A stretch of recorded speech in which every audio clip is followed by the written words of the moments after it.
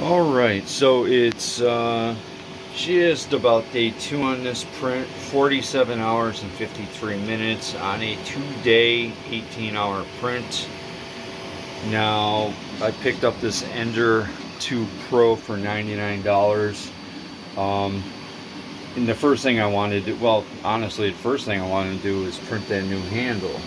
Now, 3 different handles come on the SD card. Forgot what the file name are, but they're pretty cool. But I really wanted to print this. Like, I've been saving this model. I got all these machines. I got a Sunlu T3. I got a Ender 3 Pro. I got 2 longer LK1s. But this one, this portable, awesome piece of tech, is gonna print this skull, and it's in its just about second day. I'll update my channel, show the end result.